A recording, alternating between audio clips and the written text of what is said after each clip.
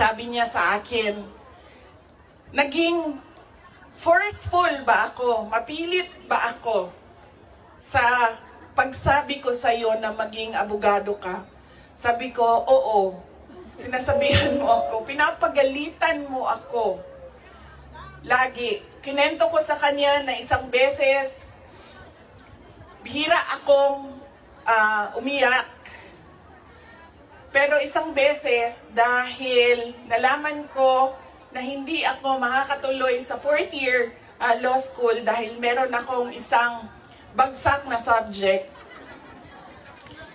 wala akong ibang masabihan nung sakit na nararamdaman ko. Kasi pakiramdam ko, yung tatay ko lang din, makakaintindi sa akin dahil dumaan din siya ng law school. So tinawagan ko siya. Hindi ako makapagsalita.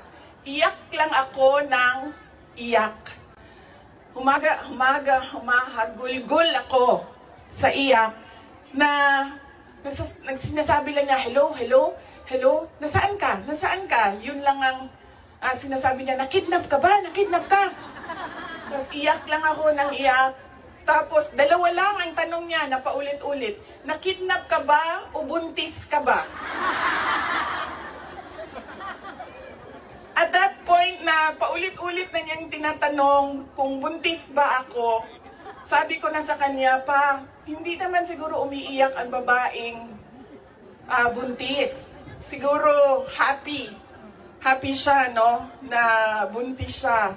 Sabi ko, nahihirapan ako sa isang subject ko and pakiramdam ko, sasabit ako dito. Tapos ang sagot lang niya sa akin ay, sabi niya, yun lang pala eh, bakit mo ko tinatawagan? Mag-aral ka na. Ganon. Ganon ka tigas yung kanyang paninindigan, paniniwala at pagpipilit na ipursige ko ang aking edukasyon. Wala nang, wag ka na umiyak, mag-aral ka, magbadali lang yan, lumabas ka muna, magkape ka, wala. Sinabi lang niya sa akin, yun lang pala. Ibaba mo na yung telepono at bumalik ka na sa pag-aaral mo. Kaya noong ako ay naging abogado, yun din yon ang sinasabi ng kaibigan ng tatay ko sa akin na nakita niya ang tatay ko, sobrang saya. Yung araw na yon na nalaman niya na naging abogado ako, yun yung sobrang saya niya.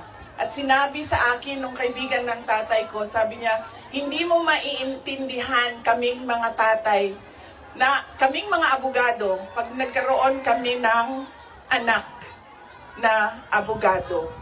Ganun, iba yung saya namin kapag nakikita namin na meron na kaming anak na abogado. Sabi niya sa akin doon, sabi niya, pinilit ba kita? Sabi ko, hindi lang pilit.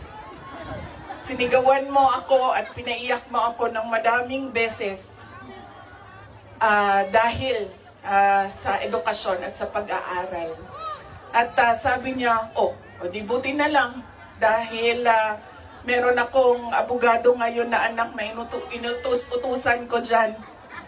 Kausapin niyang mga huwes dyan. At ngumiti siya. He smiled.